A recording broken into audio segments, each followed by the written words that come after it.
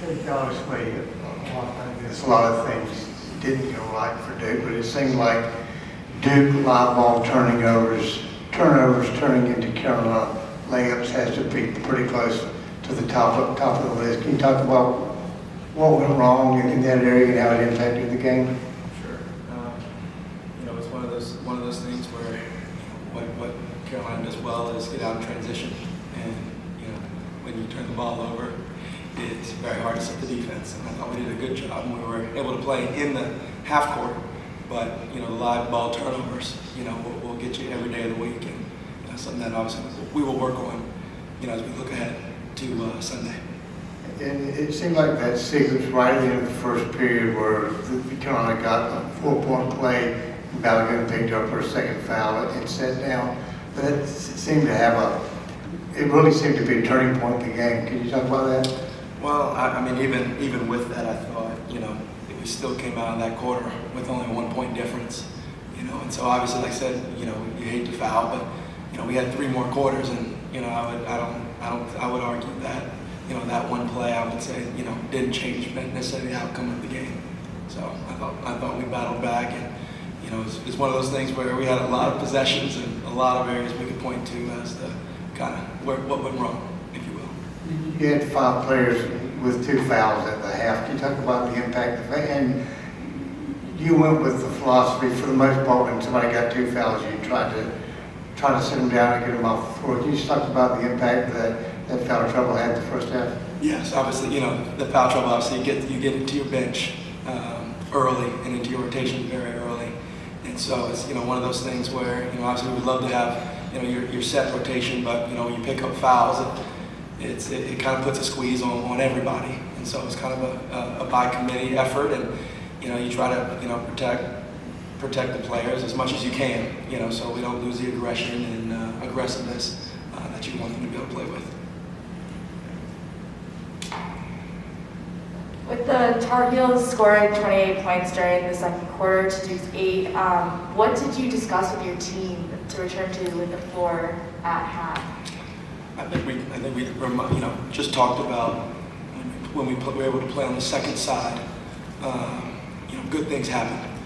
And that obviously I thought we took a lot of maybe some quick shots, which obviously puts a little stress on our defense. And I thought I think when we went around the room, I think everybody would agree that that was not us in that second quarter. And so I thought we did a great job in the second half of kind of turning that around, flipping that script.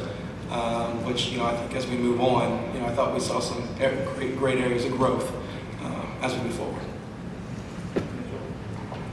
Yeah, Coach. I was just wondering, with Coach Lawson not being there tonight, how did you guys as a coaching staff kind of prepare, approach, and handle that, for the players? Obviously we found out this morning, but Coach was with us, from a virtual standpoint. So, she was every step of the way, and as we game planned through the week, she was present. So, obviously she wasn't here physically, but she did have an impact, if you will.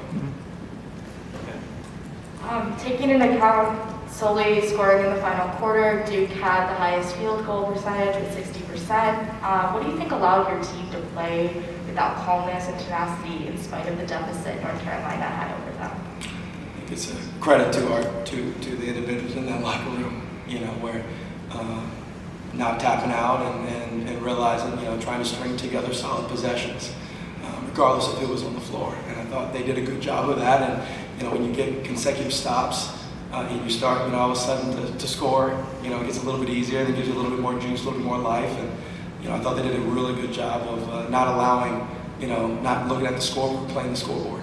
And I think that showed in the second half. Going back to the foul situation, how much do you think it impacted you specifically when Dave Wilson picked up that second foul on a charge call in the second quarter? It seemed like, it almost seemed like to me that that's when the trouble started with turnovers and being able to handle the ball when she went out of the game.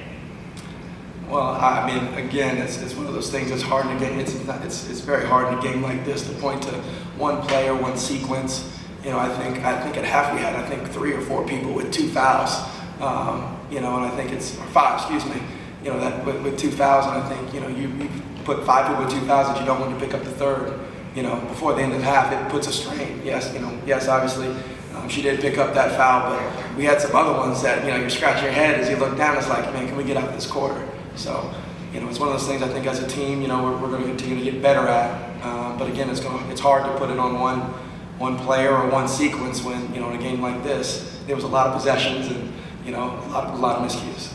Defensively, you guys were able to stop Deja Kelly, Livingston Hurdra just 7. What in particular did you try and take away from her to make it so difficult on her shooting tonight? I mean, I think we just, you know, stay true to our principles, you know, and, you know, we want to make every player, you know, that we play against, you know, we want to make it tough for them.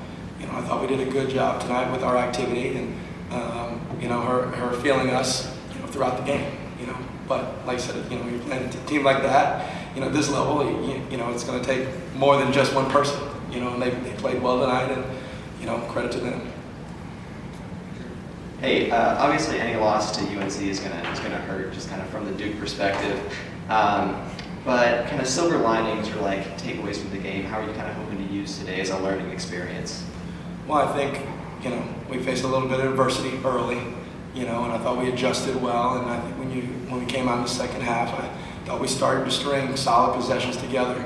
It wasn't just possession here, possession there. It was 2-3 minute stretches by multiple people, you know, off our bench, people that were starting. And so I thought, if nothing else, we got a little continuity going that hopefully, you know, builds a little bit of momentum as we head into Sunday.